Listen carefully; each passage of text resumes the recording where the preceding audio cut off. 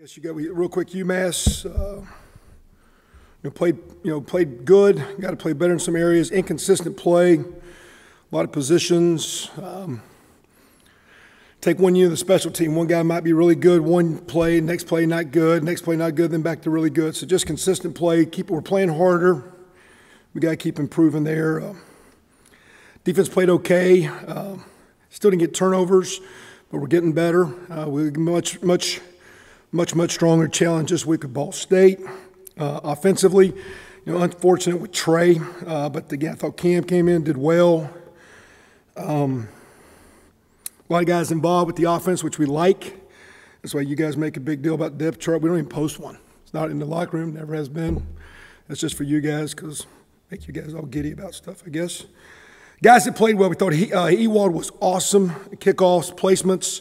He wanted to kick second half into the wind. He thought the pushing with the wind, it was almost hooking him out of bounds. So he actually wanted to open the second half, and he really had a good kick, 4-2 to the goal line, which a lot of people like to do with the kick moved up. Kick a high kick and pin him down. Our coverage needs to pick up on that kickoff team, which is not what we want. But we thought Mitch was awesome. Second game in a row, Griffin Dahlstrom came in, was really solid at linebacker. Murphy showed up well. Thought Timmy Bennett got a lot of work and did really well. Greg Heben was our player of the game, played hard, showed up in special teams and at that nickel spot. Offensive line, Spriggs, the freshman, 2 weeks in a row has been our best player. Need those other guys to keep coming along. Thought the three tailbacks of Roberts, Coleman, and Roundtree were all good. They were all over 6, pushing 7 yards a clip.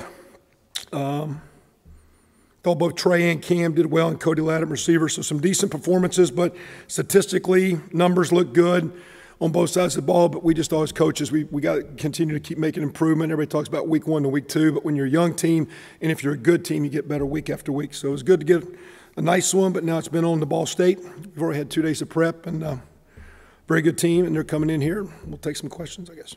You talked about guys getting a little bit inflated when they've had some success. So after 2 wins, is Ball State kind of the perfect opponent to be playing right now because you played them last year and you had a close game but lost?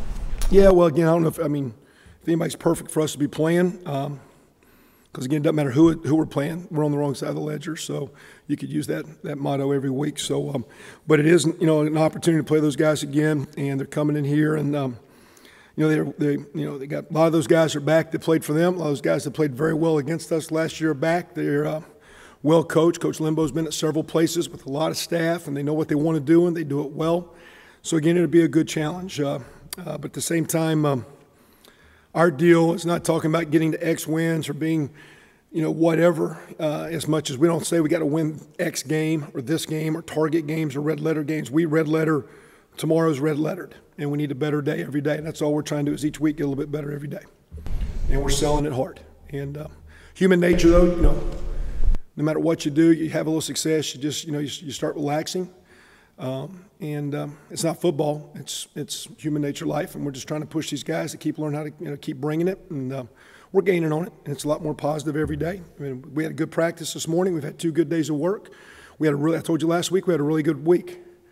And we challenge our guys. We need to have another good week and keep getting better. So we'll see if we do that, then we'll go out and play hard, and we'll see what the score is if we play hard. Our deal is just each day keep getting better and show up on Saturday playing as hard as we can. How's Cam just reacted so far? What's his first couple of days been like? In practice, what are you seeing? Good. He don't have much of a heartbeat, so he don't get rowdy. Just he's kind of laid back. It's just him. He's throwing it very well. Probably threw it well as well yesterday and today as we've had before. No slight of Trey, who was off to a good start, but both he and Nate we only get 2 guys to work. Last week, Nate didn't get much. We'll keep working up a 3rd guy if we need to it in time, but those 2 guys get the bulk of it, and the starter gets about 2/3 of the work, 60-70% of the work each week. That said that you guys hadn't really decided on Nate or Cam. Is it Cam? It is, but at the same time, it was Coleman until Thursday's practice the first week, and he was tippy-toeing and looking tentative like he didn't want to be the guy, so he could come in 2nd or 3rd. So, but I think Cam will handle it well. He did Saturday. I thought he came in with the, kind of a little flat situation, kind of tough for some guys. And, we had a little momentum. He got us in the end zone twice. He played the bulk of the 3rd quarter in a pretty good rainstorm, and the balls got, I didn't think whether it be our equipment staff or the referees, when you're a no-huddle team and it's raining, the ball stands unprotected a long time. You know, it's a bad weather day, you always see the umpire. Well, when you're no huddle, you're doing your talking at the line. So on a bad weather day, the ball gets significantly wetter than you would think. That's why we're always talking to the referees, like how many balls can we check in? Because there's no rule on how many balls you can have ready for play. It's almost like I was telling Don, it's like a golfer. You want to play a couple, take this ball out of play. We want to play a couple plays, the ball gets wet, get it out of play and go to another ball and keep those balls because they get waterlogged. Hard to kick, hard to throw. So I thought Cam handled the situation pretty good. I mean, I think he's really good. He was on an undefeated JC team last year. His dad was a great pro player. His brother's a college quarterback. His other brother's a pro. I mean, we're glad he's here. And there's a reason we went after him. There's a reason it was a competition. And probably, Trey's athleticism and Trey being here a little bit longer got him a little farther ahead. But ability to play, Cam and Nate will both do well for us. Who's the candidates for the third QB spot? I don't know if we got one. We got a bunch of walk-on guys. Corey Babb out of Cathedral's one. Nate Boudreau. We got a couple other guys, maybe a little bit more run-around oriented. You could always look to get a hybrid wildcat guy, but then they know you can't throw the ball. So, I mean, you could have some gimmick stuff, but we'll have to manage that well. And we worked on it today with Corey Babb, who's, he's a big arm kid and a big tall kid. He's 225, 30 pounds, 6'5", and has probably the strongest arm of anyone we have.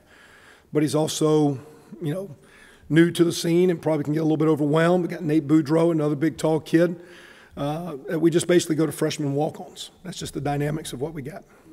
Figure into the mix because he's done some Wildcats. As a wildcat guy, but then they just put 10 guys up there with butcher knives and you run it 3 plays and punt. So we've had one sack. Our quarterback hadn't gotten hit. The injury the other day was a free. Quite honestly, if Trey makes the read 2 plays earlier and throws a swing pass to Roundtree instead of lobbing down the middle, he walks in the end zone. He's off the field. Play we called, he looked the wrong way, he got stuck, scrambled. If he looked the right way, he throws it in the end zone, touchdown. So we're going to protect the quarterback, and that's why Ball State will come after us, and we'll play some great Big Ten teams that will come after us. But we're not going to put him back there on the island, just get guys balling. The injuries are part of the game. You got to move on. We always need a third center. We need a third punt returner. We need a third quarterback. But you don't want to get to the third. We'll talk more positive and talk about how well Cam and Nate are going to play as we keep going forward. I guess just in general, what are Cam's strengths, weaknesses, and what's he better at now than he was when you got him? Well, just more time on task, understanding rhythm. He's a very calm kid, very smart kid. Throws it reasonably accurate. I don't know if he's is the biggest cannon ever, but good knowledge, good anticipation. The more he plays, the more comfortable he's getting. He looked, and again, probably today, yesterday and today, just okay. Now I'm the guy, a little bit greater sense of urgency. So it means out there he's got a little pep in his step, and at the same time, though, he's not like a very rah-rah, fired-up guy. He's a very calm guy. It's just it's his DNA. He won't get rattled. And again, like I said, I thought he handled that situation. He's 16 of 22, and a couple 3 in the rain that were tough. It wasn't a bad start. And as we move forward, again, 2 days of practice, he's looked as good as he has. He's looked the best he has all camp. So we'll keep, he'll keep getting better, and so will the young kids. So will Nate. 3 points in the first 2 games. How much of that is the improved play of your defense, and how much of it is the opponents you've been playing? I don't know as far as slighting opponents. We'll play probably without a doubt the best opponent. And that's not slighting the other 2 with the Ball State coming in with linemen that have played basically 3 and 4 years, and I think they're touted as the second most starts in college ball with their offensive line as far as number of career starts. Quarterback has, I think, started 10 games as a freshman, now into his 3rd year, and manages the team very, very well. One running back over 200 yards in one game, and now another running back that pops up with Clemson over 100. Both running backs are averaging over 8 yards a clip. I think they're 9th in the country in running. And because they get the running going, then they have a mature quarterback that they pass on their terms. So offensively, they know what they want to do. They work it every week. Basically, almost every player, and they graduated a few guys, but every player that significantly contributes were their key players from last year, and they're well coached. So the opponents we played, played a very good running back week 1, a returning starting line. Transfer at quarterback, so maybe the quarterback play wasn't quite as good, although that kid wasn't bad. UMass, I thought we got a little bit better. Didn't tackle as well. Again, we're better on defense, but we got a long ways to go. So, but you guys wouldn't have thought we'd held 2 games at 23 points, holding by to 6 anyway. So that's why only Dustin's the only guy that came to the game anyway to watch it. So you guys didn't expect us to play that well. So we'll just say we played bad teams, I guess, because nothing can ever be good for Indiana and Indiana's defense.